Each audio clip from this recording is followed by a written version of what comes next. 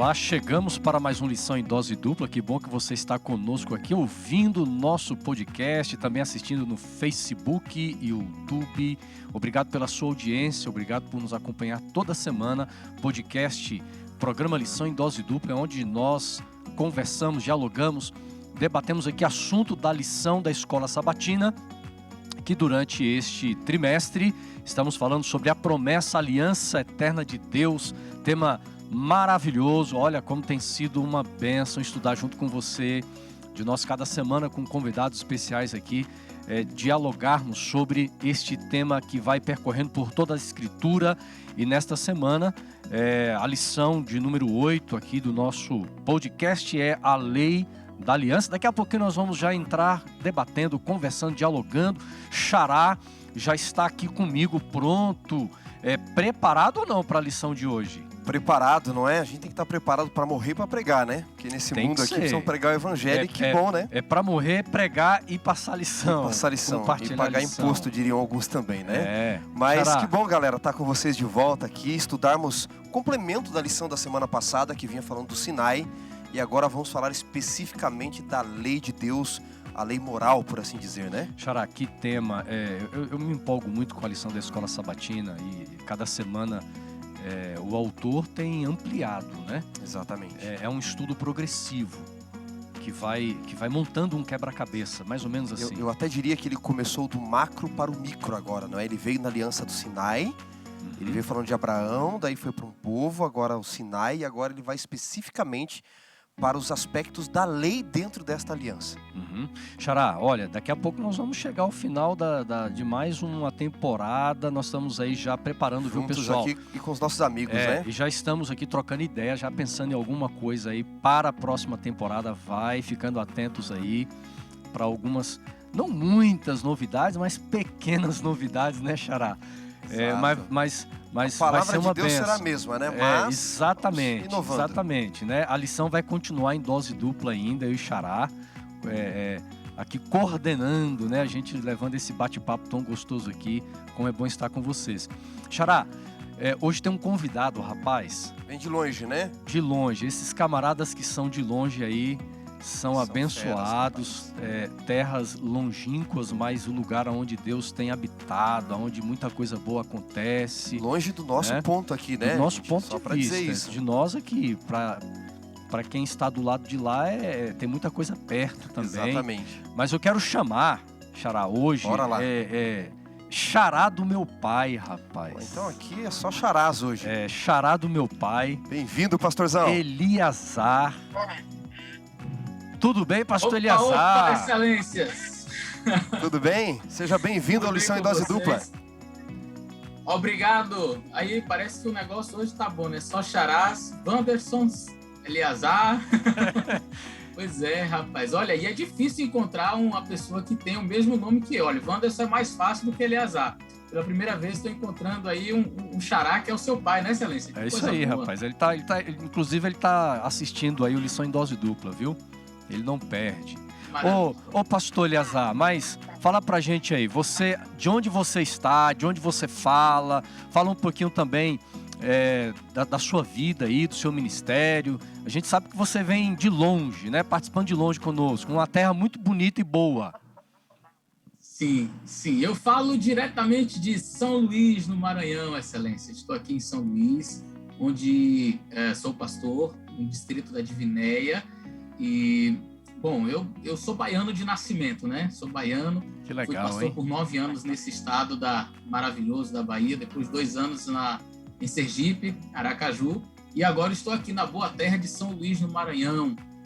Rapaz, que coisa boa. Olha, eu conheço Bahia, já viajei muito na Bahia, conheço Aracaju também. O Maranhão, rapaz, eu conheço ali só Imperatriz. Tá faltando subir e chegar a São Luís. Quem sabe uma hora a gente passa por aí, a gente até se encontra, né? Mas já ouvi falar muito bem aí do litoral maranhense, né? E não somente o litoral, excelência. Se você tiver o privilégio de conhecer a parte de Barreirinhas ali, os Lençóis Maranhenses, olha, eu conheço vários lugares no Brasil e fora do Brasil. Já estive em lugares assim espetaculares, lindos, mas eu confesso para você, Chapada Diamantina, Pamukkale lá na Turquia, que é um lugar espetacular, lindo demais. Mas nenhum deles, eu digo a você, é comparável em beleza ao que eu encontrei nos Lençóis Maranhenses. É coisa de tirar o fôlego. É simplesmente espetacular. Vale a pena conferir, viu? Xará, já coloca no seu roteiro aí, viu, Vou Xará? colocar, Você viu? que é viajante. Inclusive, um abraço pessoal da União Norte Brasileira, não é? Os nossos irmãos. Eu estive aí, viu, pastor, no ano passado, se não me falha, falando para a União Norte, um congresso que teve de administradores.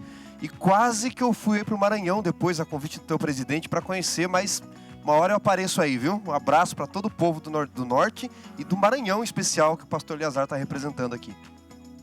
É isso aí. E outra coisa, eu fui pastor de vários irmãos e irmãs do Maranhão. Quando eu fui pastor no Tocantins, então a região ali do Bico do Papagaio, ali divisa com o Maranhão, né? Imperatriz, a cidade maior que fica próximo ali daquela região.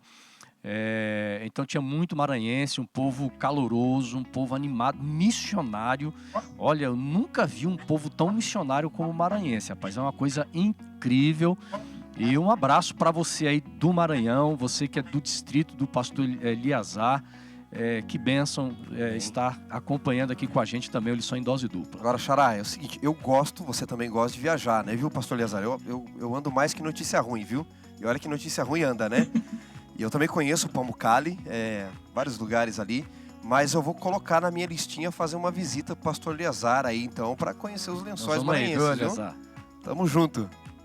Muito bem. Maravilha. Pastor Eleazar, então nós vamos iniciar aqui, depois desse bate-papo, que bom você estar conosco, Xará. Então você já faz essa oração poderosa aí, pedindo a bênção de Deus por todos nós. Opa, vamos orar. Senhor Deus e Pai, obrigado pela oportunidade de estudarmos a Tua Palavra com o guia de estudos da lição da Escola Sabatina. Hoje vamos tratar da Tua Lei e, como diz o salmista, ó, quanto eu amo a Tua Lei. Então que o Senhor nos revele os aspectos da Tua Lei, magníficos a nós, conduza-nos ao pastor Eleazar também e aos amigos que estão nos assistindo e ouvindo, pedimos uma bênção sobre eles também, por Jesus. Amém.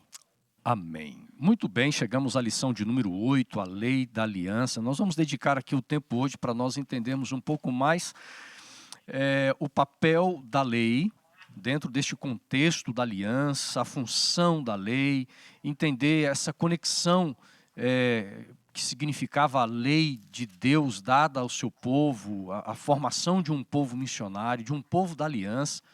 E nós vamos procurar também entender, Xará e pastor Eleazar, essa questão muito interessante que as Escrituras apresentam para nós sobre a eleição, né? O povo eleito, o povo escolhido. Nós vamos daqui a pouquinho falar sobre isso, mas eu já quero jogar aqui o texto principal da lição, Deuteronômio capítulo 7, verso 9, Xará.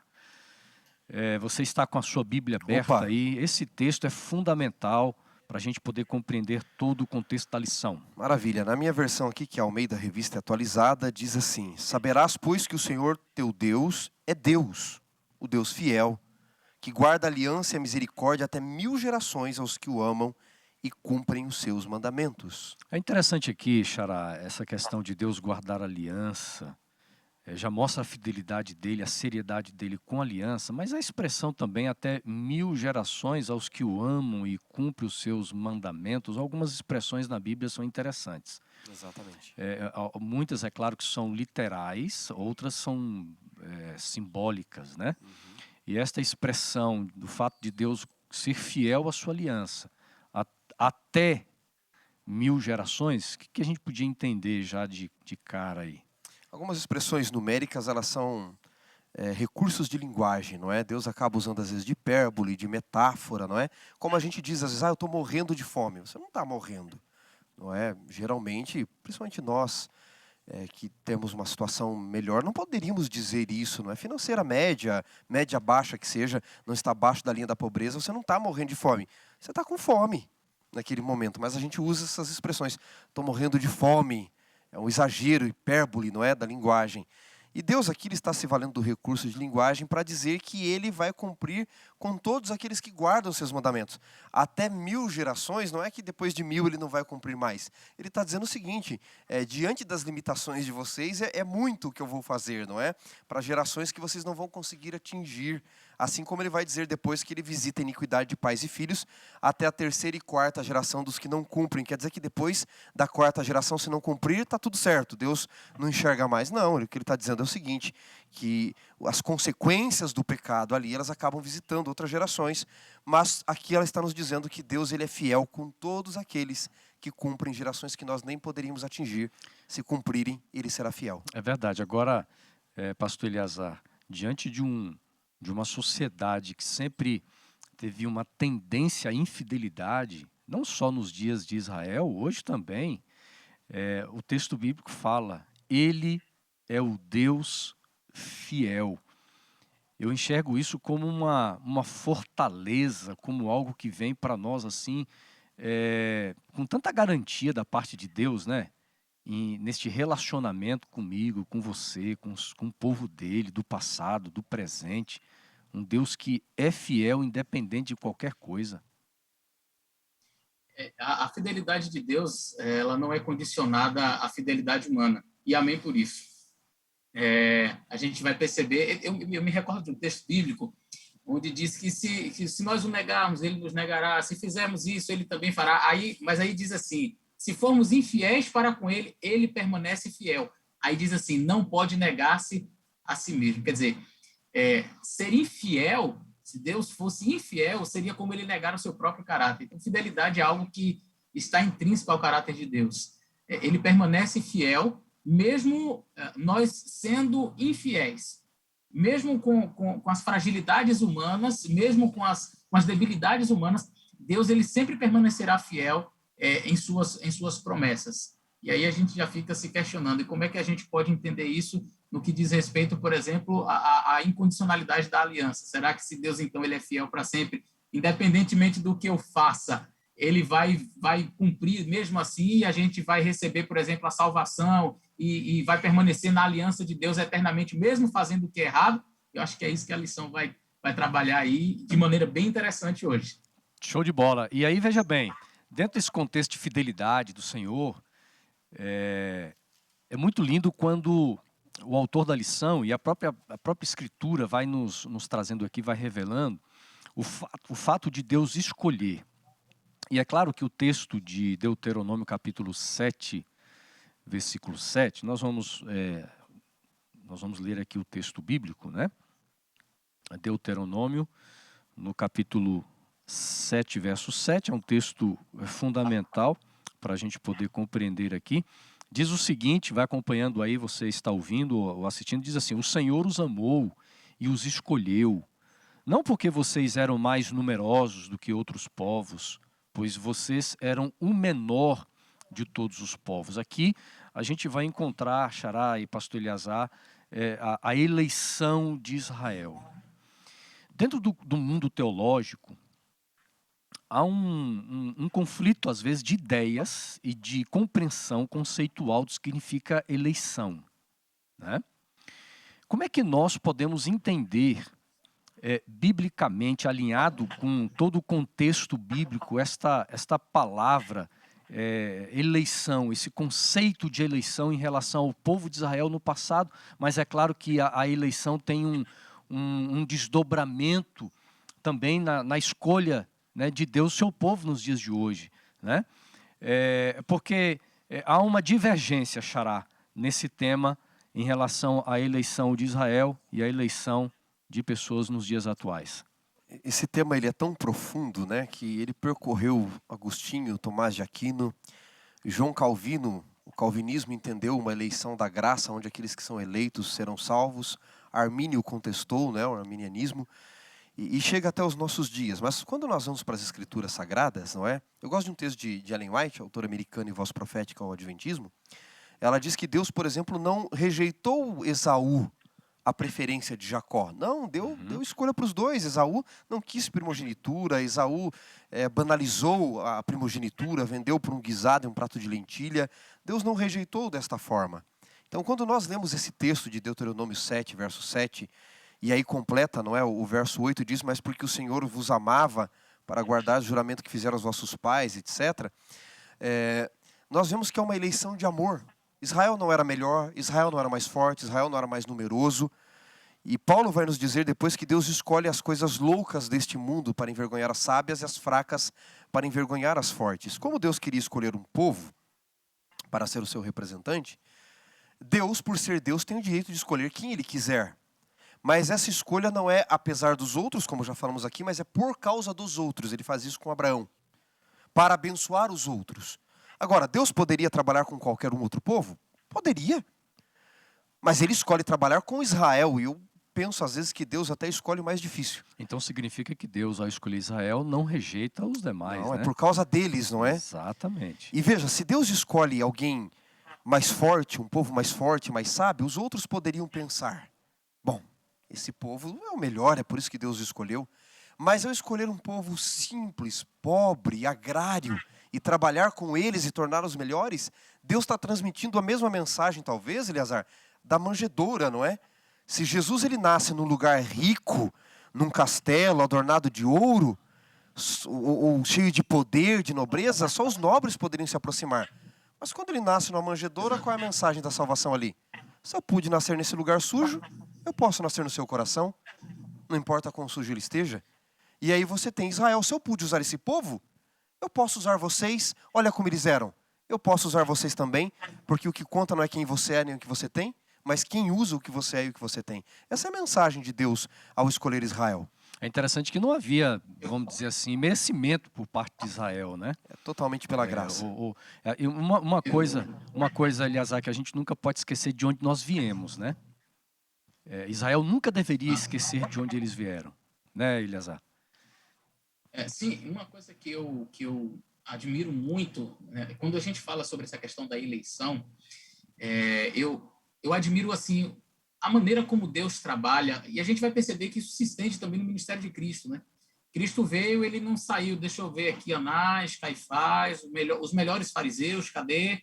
Deixa eu escolher aqui Nicodemos, deixa eu selecionar essa turma aqui, os melhores. Ele vai no pescador, um cara que não tinha noção da linguística, um indivíduo bruto, ignorante, e ele vai escolhendo quem ninguém escolheria, não é? Mas por que Deus escolheu aqueles? Como o nosso amigo Wanderson falou, parece que Deus escolhe o mais difícil em benefício dos outros. Agora, eu costumo dizer em relação à eleição que a presciência de Deus, o fato de Deus saber o futuro, ela não é causativa. Né? A presciência de Deus ela não é causativa. Então, Deus ele sabe das coisas, ele sabe que vai acontecer, mas ele não causa, ele não, por exemplo, no caso de Jacó e Esaú, Deus escolheu Jacó, mas Deus escolheu Jacó para quê? Deus escolheu Jacó para uma função, e isso não tem que ver necessariamente com a salvação. Deus escolheu Jacó para conduzir o seu povo, para dele fazer uma grande nação. Então, significa que Esaú está perdido? Não. Agora, Esaú, ele por si mesmo, por sua própria vontade, ele deliberadamente rejeitou ao Senhor, não quis estar com o Senhor, na presença do Senhor, e por conta das suas próprias escolhas, ele então abandonou os caminhos de Deus. Não, mas não foi Deus quem causou. Por quê? Porque a presciência de Deus ela não é causativa.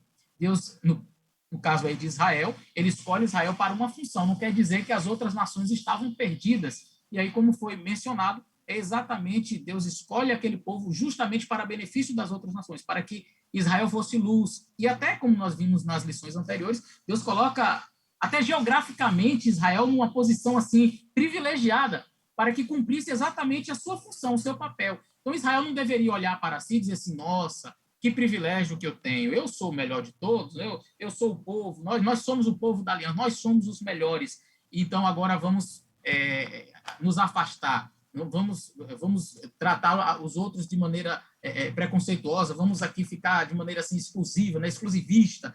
Não, Deus colocou Israel para ser luz. Infelizmente, Israel caiu na bobagem de ter exatamente esse pensamento, né, exclusivista.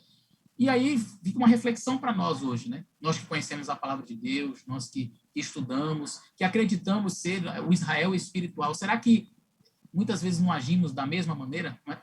Com esse exclusivismo, achando que, por exemplo, pelo o privilégio de conhecermos bastante a Bíblia, as doutrinas e as profecias, será que não, nós somos um povo escolhido e Deus olha somente para nós, e esquecermos da responsabilidade que temos com o mundo, que era exatamente a mesma responsabilidade que Israel tinha, de levar, de ser luz, de de ajudar outras pessoas, é uma reflexão importante. Viu, pastor? Sabe o que eu penso? Nós temos que olhar para Cristo como o modelo maior de tudo, né? Acima de Israel. Jesus, quando ele está ali para morrer, em João capítulo 13, e os discípulos estão brigando para saber quem seria o maior, ele dá o exemplo do que é ser o eleito de Deus. Porque veja, hoje essa questão de eleição pega mal, Xará, porque os supostos profetas, apóstolos enviados que Deus escolheu para ir ao monte e ter a revelação, eles cobram altíssimo por essa revelação, pela cura, pela bênção, se aproveitam do povo. Mas é isso que o pastor Eleazar está dizendo. Deus escolhe Israel, como ele escolhe Jacó, ele diz, Jacó é o meu servo. E ele está para servir de fato. Como Jesus, em João 13, por isso eu citei, ele diz, vocês viram o que eu fiz? Façam vocês de igual forma. Eu, sendo o Senhor, me tornei servo. Esse é o imperativo do reino de Deus. O primeiro é aquele que é o último, o Senhor é aquele que é servo, o grande é aquele que é o pequeno, o maior é aquele que é o menor, vive aquele que morre. Então, Deus está nos ensinando que essa escolha não é para você ter simplesmente privilégios e cobrar alto e enriquecer, mas para você servir aos outros. Você tem privilégios e responsabilidades, né? Dentro da aliança, dentro da eleição. Grandes responsabilidades, né? E aí eu vejo também a intenção universalista de Deus de fazer com que, através da escolha, da eleição de Israel, o plano dele se concretize de uma forma universal. Agora veja, olhando assim para esse contexto da formação do povo de Israel, essa comunidade, eu vejo que é uma comunidade que é um lugar onde Deus realiza a sua missão. Deus realiza a sua missão na comunidade de Israel, para que é uma comunidade que experimenta a salvação, já estudamos sobre isso, Deus os livra do cativeiro, da escravidão do Egito. Eles atravessam o Mar Vermelho como um símbolo de um povo que está salvo, vivendo a salvação oferecida por Deus. Agora, Israel, sendo um lugar de salvação, sendo uma comunidade de missão, agora eles deveriam ser um canal de salvação para os outros, deveria ser um canal de missão para os demais. E aí eu faço essa conexão conosco hoje. A igreja, não só a igreja, o contexto comunitário de igreja, mas o contexto individualista, ou individual melhor, seres individuais como eu e você, nós estamos experimentando, Deus ele realiza em nós um lugar de salvação e de missão, para que como pessoas eleitas, escolhidas, nós temos que viver o aspecto salvífico da aliança, mas também o aspecto missionário da aliança, porque a missão ela também envolve o contexto de eleição e o contexto da aliança, né? Eu tenho pensado muito sobre isso aí, viu, pastor Eleazar? Sim, sem dúvida. Esse aspecto é extremamente importante. E assim, nós infelizmente caímos nesse perigo que Israel caiu desde o Antigo Testamento, e a gente vê isso de maneira muito acentuada no Novo Testamento, porque no Antigo Testamento a gente vai ver o Israel exclusivista, mas ao mesmo tempo se misturando com as nações e praticando as coisas equivocadas que eles praticavam, a ponto de irem para o cativeiro, e enfim, depois que eles retornam do cativeiro, parece que eles voltam com a mentalidade assim, ou a gente vira santo de uma vez, ou a gente vai de novo para um cativeiro, então a gente tem que ficar bem perto de Deus, a gente tem que fazer tudo, eles começam a criar várias leis, começam a surgir aí vários movimentos dentro do judaísmo. Você tem fariseus, saduceus, essênios, zelotes, vários grupos assim, sectários até alguns, dentro do judaísmo, com esse objetivo de obedecer, de ficar bem perto de Deus e fazer tudo certinho. E aí eles caem no perigo do legalismo, né? E do exclusivismo. Então eles olham para samaritano não presta. Gentil é um cão, não tem acesso à graça de Deus, então eles começam a se tornarem assim, tão exclusivistas e com um pensamento assim, tão fechado, que eles deixam o propósito de Deus de ser luz, de ajudar as outras nações de lado. Eles acabam deixando isso aí de lado, porque caíram nesse perigo aí do exclusivismo. Exato. Eles acabaram se fechando demais. E uma das questões que leva a isso é a mal compreensão até mesmo do papel da lei na aliança. O autor vem trazendo essa conexão, esse laço, como é que a gente lida como é que nós vamos compreender a lei de Deus na aliança? Há um texto, Xará, eu gostaria que você pudesse ler Deuteronômio 4, verso 13. Deuteronômio 4, 4, verso 13. E nós vamos trocar uma ideia aqui, pastor Eliazar, para a gente entender justamente isso. Qual o papel da lei? Como é que se relaciona a lei, o contexto da lei dentro da aliança, né? Vamos ver o texto bíblico, Deuteronômio 4, verso 13. Muito bem, a palavra de Deus diz: então vos anunciou ele, não é? No caso Deus, a sua aliança, que vos prescreveu os 10 mandamentos e os escreveu em tábuas de pedra. É interessante aqui, Xará, porque o autor diz o seguinte, ó: a graça não é uma licença para uma vida de desobediência. E aí esse texto bíblico vai revelando para a gente, vai descortinando aqui a função. A gente precisa entender o papel da lei de Deus dentro desse contexto da aliança, né? Sim. Eu separei alguns textos aqui, pastores. Eu vou apenas mencionar, mas se os amigos depois quiserem reprisar, parar aí para o áudio ou o vídeo, vejam em que aspecto a lei de Deus é importante e representa quem Deus é. Deus é perfeito, Mateus 5,48. Sede vós perfeitos, né? Tudo bem que o sentido ali de perfeição para nós é um e para Deus é outro, mas Deus é perfeito. A lei de Deus é perfeita, Salmos 19, verso 7. Deus é santo, por exemplo, Isaías 6,3. A lei de Deus é santa, Romanos 7,12. Deus é espiritual, 1 Coríntios 10, 3 ou 4. A lei de Deus é espiritual, Romanos 7,14. Deus é luz, 1 João 5, e não habita nele trevas. A sua lei é luz, Provérbios 6,23 diz que o mandamento é luz para nós. O mandamento é luz. Deus é puro, 1 João 3,3, a lei é pura, Salmos 19, verso 8. Deus é justo, Romanos 3, 26, a lei é justa, Salmos 119, 172. Deus é justiça, Jeremias 23, 6. A lei de Deus é justa, é justiça, Salmos 119, 172. Deus é bom, Salmos 34, 8. A lei de Deus é boa, Romanos 7, 12. Deus é fiel, 1 Coríntios 1, 9. A lei de Deus também é fiel, Salmos 119, 86. E assim por diante, Deus é vida, a lei é vida. Deus é verdade, a lei é verdade. Deus é verdadeira, a lei é verdadeira. A lei, ela representa o caráter de Deus, porque Deus não pode nos dar aquilo que Ele não é. E a lei, portanto, ela é a transcrição exata, lógico que em linguagem humana, mas do caráter de Deus para nós. Uhum.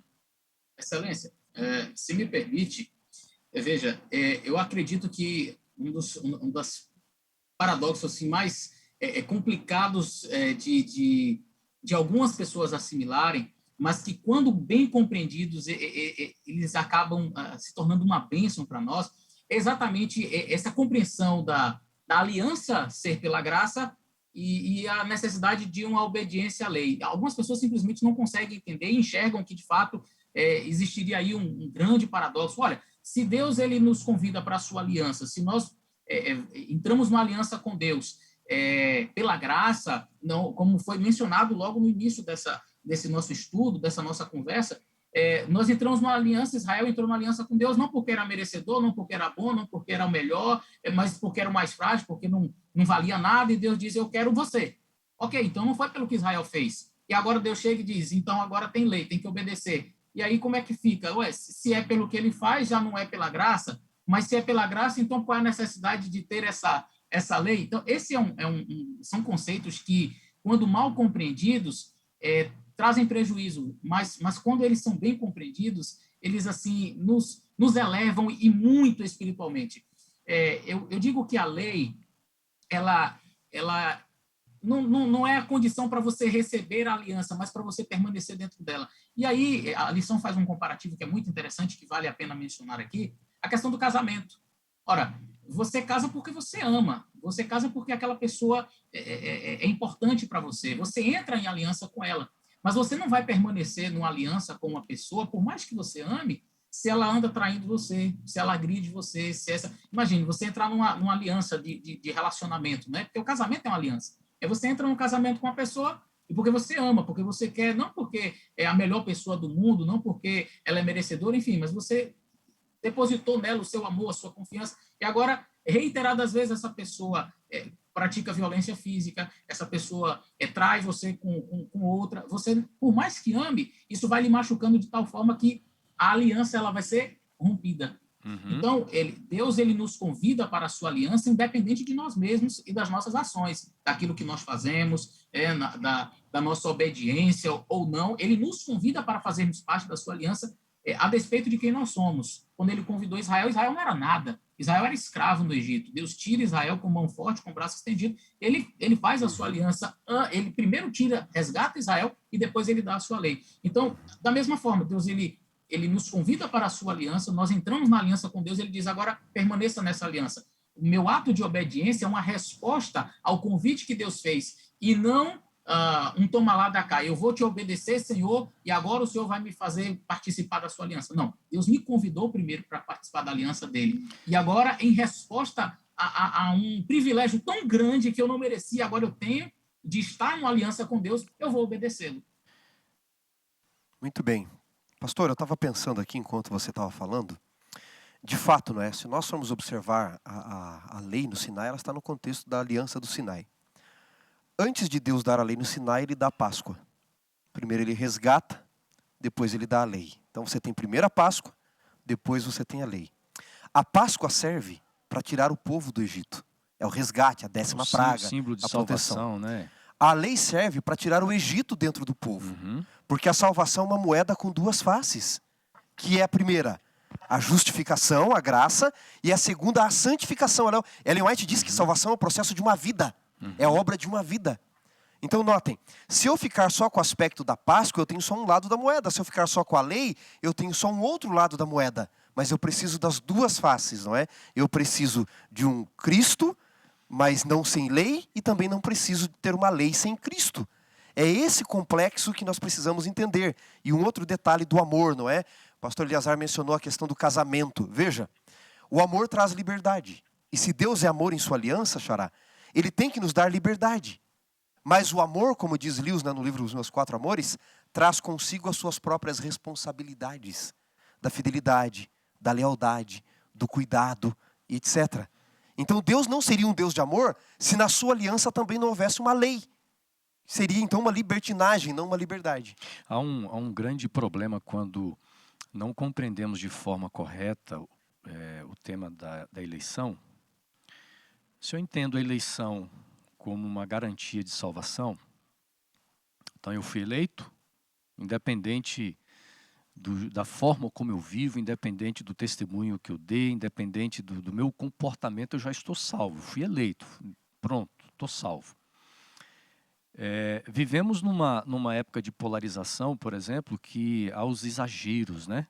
A extrema valorização do comportamento, sendo mais importante do que as próprias convicções, e às vezes também o outro extremo, onde se abre mão completamente do comportamento, onde se diz assim, não, o importante é o que vai no coração. Quando nós entendemos de uma forma bíblica a eleição e o papel da lei, e por que Deus coloca a lei, pastor Wanderson vem explicando isso aí lá no Sinai, a gente vai entendendo a intenção de Deus de apresentar a lei como uma diretriz para uma nova vida desse povo. É claro que a nova vida, ela não é constituída, não é feita pela lei. Nós não somos transformados pela lei. Mas a lei de Deus, ela vai apresentar aos novos membros da aliança a diretriz, é o caminho, como o padrão de vida, como nós precisamos viver de acordo com a vontade de Deus. Né? Então é muito importante nós entendermos isso aí. Esse papel da lei como algo que vem assim de uma forma tão amorosa da parte de Deus para o seu povo, para os seus filhos, né? Pastor, lei não salva. E não há nada de errado com a lei por ela não salvar. Exato. Nada de errado. Ela só não foi feita. Veja, bicicletas não foram feitas para subir em árvores. E Exato. Carros para voar. Eu não posso chegar numa loja de carro e dizer, escuta, esse carro é maravilhoso, mas ele voa. Aí o vendedor vai dizer, não, vai me olhar estranho. Então eu não quero, eu quero um carro que voa. Ele não foi feito para aquilo, não há nada de errado por isso. Porque não foi feito. A lei não salva. Mas o pastor Eliazar mencionou.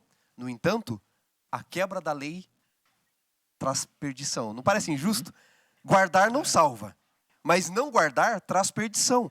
Agora notem, senhores, Paulo em Romanos 6,15 já adiantou o assunto, né? Ele disse, e daí, havemos de pecar? Transgredir o mandamento, portanto, é a definição básica de pecado, transgressão da lei. Havemos de pecar porque não estamos debaixo da graça, aliás, e não da lei? E ele mesmo responde, ele diz amegnoito, ideia de louco, não é? Seria a melhor tradução. Isso é uma ideia de louco, porque veja, se a graça nos salvou da transgressão da lei, por que é que nós vamos continuar transgredindo a lei? Veja, eu sou teu advogado, eu te salvo da transgressão da lei, você devia ser preso, tal, vou lá, te defendo. Isso não significa que você pode continuar transgredindo, muito pelo contrário. Então, se a graça que você recebeu, essa aliança, não te dá poder para guardar a lei, então não foi graça que você recebeu, foi qualquer coisa, menos graça. Agora veja bem, o pastor Eleazar, será que o fato de Deus colocar a lei, essa relação da lei dentro da aliança, torna a aliança mais confiável e é claro que torna também um Deus mais confiável neste relacionamento, nessa relação entre Deus e ser humano? Como é que a gente pode olhar para essa ótica aí da confiabilidade da aliança, tendo a lei também fazendo parte dela? Sem dúvida, excelência. A gente vai ver sempre as promessas de Deus dentro dos contextos onde ele faz as suas petições, as suas exigências em relação à lei, sempre vem acompanhado de promessas positivas. Se obedecerdes, se fizerdes isso, então comereis o bom desta terra, eu serei com vocês, as doenças que vieram sobre o Egito, eu não permitirei que venham sobre vocês. E aí é uma coisa muito interessante, nós falamos da lei no aspecto moral, nós falamos da lei que tem um aspecto civil, nós falamos da lei como um aspecto cerimonialista ali, mais ritualístico mesmo, em relação ao templo. Nós falamos da lei no sentido dietético.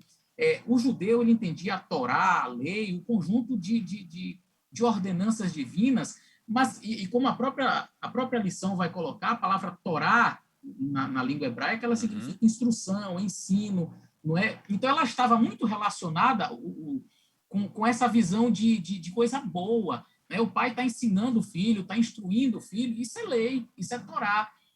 Hoje, o termo lei na nossa cultura, na nossa língua, né, no português, ele ganhou uma conotação tanto assim pejorativa. A gente, quando ouve falar de lei, parece que é uma coisa punição. assim, uma ordem, né? Exato, uma coisa assim meio né, um juízo.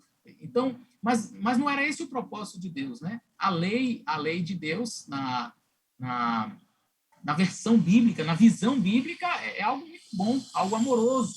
E a gente vai perceber exatamente isso quando Deus fala que se o povo obedecesse e o povo não fazia essa distinção. Isso é para isso, essa parte da lei é para aqui. O povo entendia a lei como um todo, tá certo? A lei como um todo. Nós sabemos que tem aspecto civil, aspecto cerimonial, aspecto moral, mas o povo enxergava a lei de Deus como um todo, e eles sabiam que obedecendo o todo, as instruções de Deus, eles viveriam e viveriam bem. Desobedecendo a lei de Deus, naturalmente os frutos da desobediência viriam.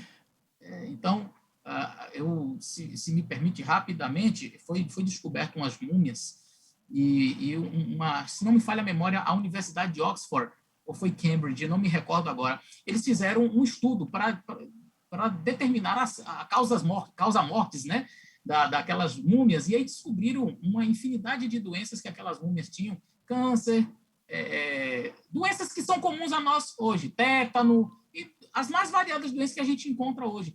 E aí a gente vai perceber que, inclusive, a triquina, né, a triquinose, é resultado da ingestão da carne de porco, por exemplo. Então Deus dizia, olha, não coma. Se você comer, eu não posso livrar você. Mas se você não comer, aquelas doenças que estavam lá no Egito, eu não vou permitir que chegue até vocês.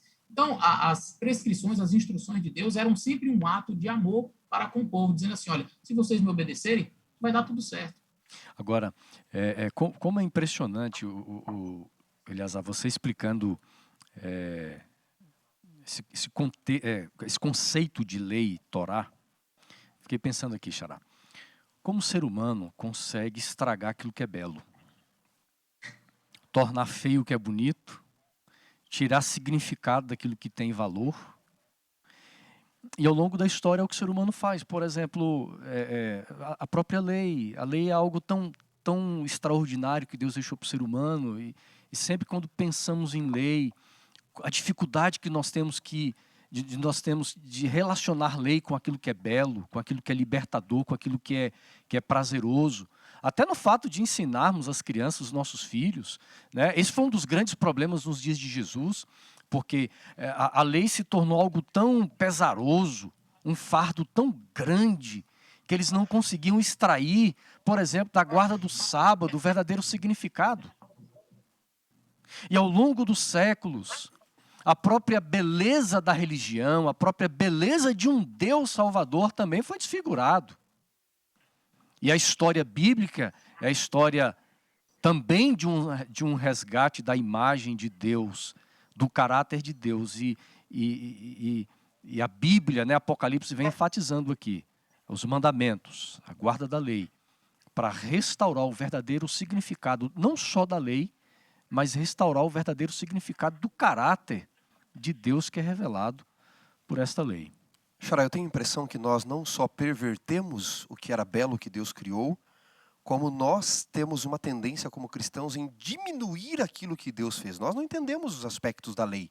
Precisamos falar dos 10 mandamentos, Êxodo 20, versos 3 em diante. Veja, o pastor Eleazar mencionou, a lei era uma só. Israel, de fato, sempre viu a lei como um só. Não havia divisão. Nós fazemos isso didaticamente, pedagogicamente, civil, moral, saúde, etc. E cerimonial, mas a lei era uma só.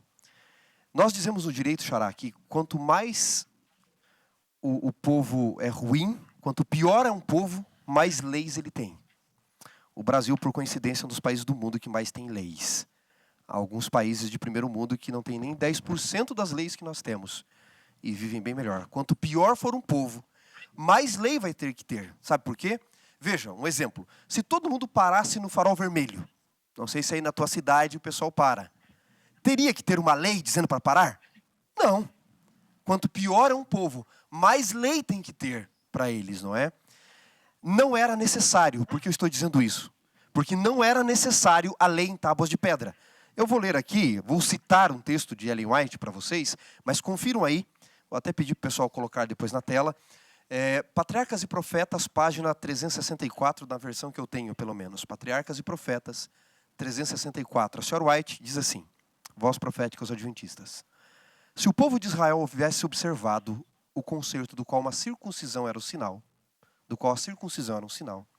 nunca teriam sido induzidos à idolatria, tampouco lhes teria sido necessário sofrer a vida de cativeiro no Egito. Aí ela diz assim, ipsis literi, pastor Eleazar, teriam conservado na mente a lei de Deus. E não haveria necessidade de que ela fosse proclamada no Sinai, ou escrita em tábuas de pedra. Deus só escreveu a lei em tábuas de pedra, porque ela estava na mente e no coração humano, por causa do pecado, da dureza do coração do povo, da escravidão. Onde é que estava a lei para os anjos? No livro História da Redenção, quando o diabo, ela fala da queda de Satanás, quando acho que é o capítulo 2, né, História da Redenção, ela fala da queda de Satanás, que ele acusou Deus de ser injusto e a lei de ser injusta. E ele chega para os anjos e diz, a lei de Deus é injusta. Sabe qual é a resposta dos anjos lá no céu? Eles dizem, que lei? Que lei injusta? Era tão intrínseco a eles que não precisava de uma tábua. Mas por causa do pecado do povo, da transgressão do povo, Deus teve que escrever em tábuas de pedra e da forma como o povo entender como escravo. Dito isso, vou encerrar aqui minha parte que eu já falei demais. A lei de Êxodo 20, senhores, ela é só a superfície. E se você só guarda o que está na tábua de Êxodo 20, você está na lei dos escravos. A lei é mais profunda, muito mais profunda. Isso aqui é superficial para escravo entender. É por isso que se nós formos rapidinho ali em Mateus, dá um pulinho no Evangelho de Mateus aí, você que me ouve aí no trânsito agora, você que está aí talvez em casa, no Evangelho de Mateus, no capítulo 5 do Evangelho de Mateus, por exemplo, Jesus diz no versículo 21 e 22, ouviste o que foi dito, não matarás? Eu, porém, vos digo, se alguém odiar uma outra pessoa sem motivo, você já transgrediu um mandamento? No mesmo capítulo, no versículo 27, ele diz, ouviste o que foi dito, não adulterarás? Eu, porém, vos digo, se olhar para alguém com intenção impura, já adulterou. Sabe o que Jesus está fazendo aqui? Jesus está dizendo, vocês ainda estão na lei dos escravos, na lei da pedra, na superfície. A lei era muito mais. A lei era só para revelar a superfície dos princípios. A lei é mais profunda. E nós deveríamos entender que Deus quer tanto o nosso bem, tanto a nossa liberdade, que nós devemos nos aprofundar no conceito da lei, que vai ficar escrita no nosso coração, como estava para os anjos. Amém, que bonito, né? Excelência. Talvez, pastor Wanderson, é por isso que no livro de Jeremias nós vamos encontrar, de maneira assim, muito clara, Deus falando que ele queria escrever as suas leis em nosso coração. O propósito de Deus, na verdade, nunca foi que a lei estivesse na pedra, Exato. mas que ela estivesse para sempre guardada no coração do ser humano. Porque quando a lei está guardada no coração, o ser humano ele sempre vai entender a essência, ele vai buscar a essência, ele não vai ficar preso à letra, à pedra. E aí vai um conceito muito interessante. Eu estava lendo sobre isso, eu assisti em algum lugar, não me recordo agora, mas na mentalidade judaica, o 10 dava a ideia do mínimo e não do máximo. A gente olha para os 10 mandamentos, é o máximo que eu posso fazer, não é o mínimo. Você vai ver isso claramente na história de Abraão. Quando Abraão ele está lá conversando com Deus e ele, olha, Senhor, o Senhor vai destruir a cidade? Não destrua. Se tiver 50 justos, aí Deus diz, por amor 50, eu não destruirei. E se tiver 45, por amor 45, eu não destruirei. E ele foi diminuindo. E se tiver 30, 20, 15, se tiver 10, por amor aos 10, eu não destruirei. Ele não diz assim, se tiver 5, por quê? Ele entendia, não é o mínimo. O mínimo é 10, abaixo disso é inaceitável. Então, quando Deus dá os seus 10 mandamentos, ele não está dando o máximo que ele quer que você faça, ele está dando ali, é o mínimo que ele espera. E aí a gente vai ver isso na amplitude, exatamente o que o pastor Wanderson colocou, na amplitude que Cristo dá ao assunto. Porque o judeu ele imaginava assim, não matei, não adulterei, não me deitei na cama com ninguém. Aí Jesus disse, você está pensando nisso? Você está com a cabeça de que é o que está escrito ali na pedra? Ei, se você só olhar, você já adulterou. Com intenção impura no coração, você já adulterou. Você teve raiva do seu irmão, você já matou. Ou seja, o que está na pedra é o mínimo. Deus espera que ela esteja no teu coração para que você ande além, para que você vá mais e você enxergue a profundidade, que você mergulhe e não fique na superfície da vontade de Deus expressa em sua lei. Olha, nós precisamos encerrar aqui o nosso estudo. Está uma bênção, que pena, hein? Que pena, né? Eliazar, está uma benção. Passa rápido demais, né? Agora, é o seguinte, em 30 segundos, horário britânico aqui, tempo de inglês, vocês vão falar para quem nos assiste, para quem está nos ouvindo, muitas pessoas não podem ainda, quem sabe, encontrar alegria, essa felicidade na lei.